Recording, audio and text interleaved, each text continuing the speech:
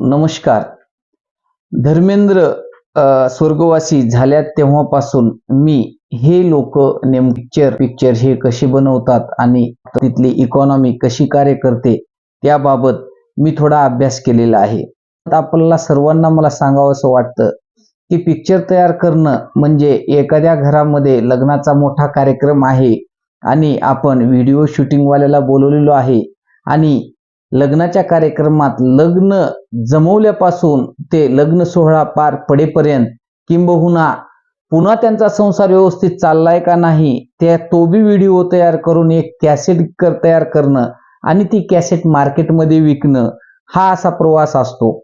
मग मी बऱ्याच लोकांना त्या बाबतीत माहिती जरा विचारली तर मला समजलं की विषय अडकतो तो फक्त फायनान्सवर, की जो पैसे लावतो पिक्चर तयार करण्यासाठी त्याला प्रोड्युसर म्हणतो. सर्व विषय जो पैसा लावतो, जो प्रोडक्शन करतो त्याच्यावर येऊन थांबतो.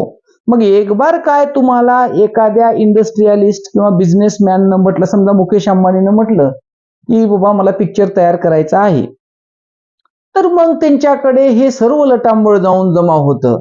त्याच्यामध्ये एक डायरेक्टर असतो. डायरेक्टरचं काम असं असतं की कॅमेरामॅनला बोलवा, कोणत्या मेकअप मॅनला बोलवा, हिरोची जोड लावा, त्याच्यासोबत हिरोनी कोण काम करेल ह्याची जोड लावा आणि हे सर्व स्टेज तयार करणार, त्यांचं कुठं कुठं शूटिंग घ्यायचं ते ठरा. म्हणजे थोडक्यात डायरेक्टर म्हणजे त्या गोष्टीला एकत्रितरित्या आणून एक्झिक्युशन करण्याचा त्याचा रोल असतो.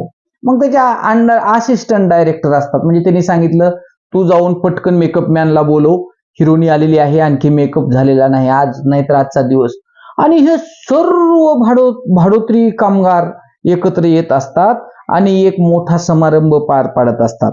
कधी कधी ह्या समारंभाला 4 महिने लागतात, किंवा वर्ष लागतात. कधी कधी जुन्या तर काळामध्ये हे महाभारत रामायण हे जे पिक्चर तयार करायचे ना, घोडे त्याच्यासोबत ते रथ हे सर्व व्यवस्था लावायचे हे लोक. आणि एक फार मोठा असा काय ड्रामा तयार करायचा आणि त्याच्यानंतर ते सर्व कॅसेट तयार झाली की परत मग आता त्याच्यात सोबत ते आवाज तर बरोबर आलेले नसतात, इकडले तिकडले आवाज, मग त्याला डबिंग म्हणतात. डबिंग म्हणजे काय की बच्चननं जर तिथे एखादी सीन केलेला असेल डोंगरामध्ये तर आवाज नाही आला म्हणून त्याला परत एका रूम मध्ये घेऊन त्याच आवाजाचं लिप्सवर आपल्या मोशन करायचं असतं, म्हणजे बोलायचं असतं आणि तो आवाज त्याच्यामध्ये बरोबर त्या ठिकाणी मिक्स करायचा असतो. मग ती एडिटिंग आली, कोणते तिथं पात्र ठेवायचे, कोणती सीन बरोबर आली, कोणतीही, आणि हे सगळं तयार करून एक कॅसेट तयार करतात.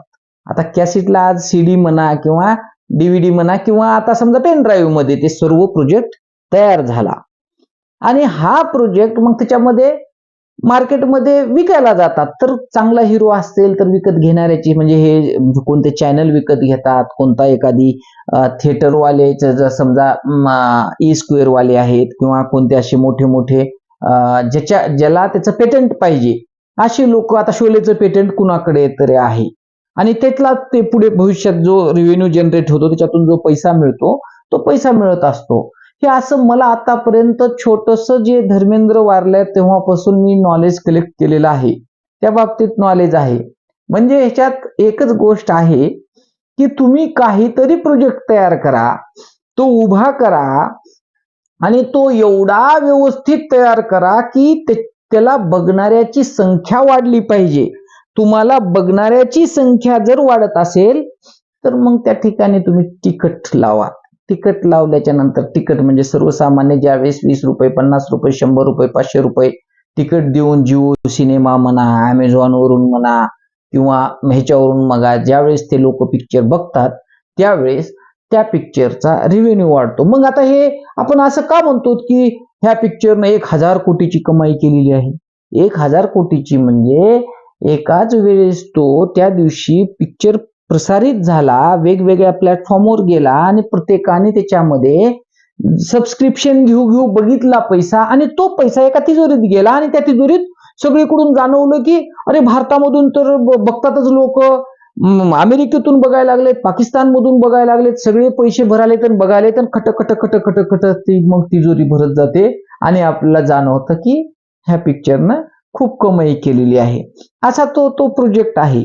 म्हणून हे लोक म्हणतो ना आपण की बाबा अमिताभ बच्चन 1 कोटी रुपये घेतो एक पिक्चर तयार करायला. एक पिक्चर म्हणजे एक दिवसाचं किंवा एक महिन्याचं काम नाही ते, की त्याला सतत तिकडे जावं लागतं, शूटिंग करावं लागतं, ते शूटिंग चुकते त्याच्यात बरोबरी करावं लागते, परत यावं लागतं, परत सकाळी बोलवलं तर सकाळी जावं लागतं. तो फेरा सारखा चालू असतो आणि शेवटी तो पिक्चर तयार होतो. आणि मग त्या पिक्चर मध्ये समजा त्या अमिताभ बच्चनला 1 कोटी का द्यावेत, त्याच्यापेक्षा खूप चांगले लोक आहेत बघणारे. पण लोकांच्या नजरेत काही लोक फॅन असतात की मिथुन चक्रवर्तीचाच पिक्चर आला तर मी बघत असतो, मला खूप आवडतो, गोविंदाचाच पिक्चर आला तर मी आवडत असतो.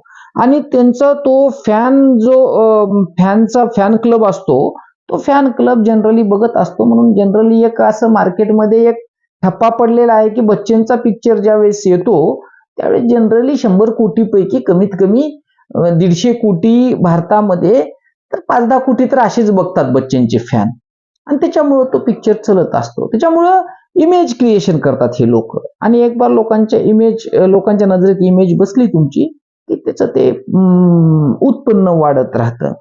तर बघा की प्रत्येक गोष्टीचं मूळ कशात आहे, तर पैशामध्ये आहे. की पैसा लावणारे आणि पैसा कमवणारे ह्या दोन गोष्टी जर जुळत नसतील तर फिल्म इंडस्ट्री सुद्धा त्या राष्ट्रामध्ये त्या देशामध्ये फुलू शकत नाही. म्हणून आपण सर्वांनी ही गोष्ट लक्षात घ्यायला पाहिजे की एखादी माणूस मोठा होतो तर त्याच्या मागे फार मोठं स्ट्रगल असतं.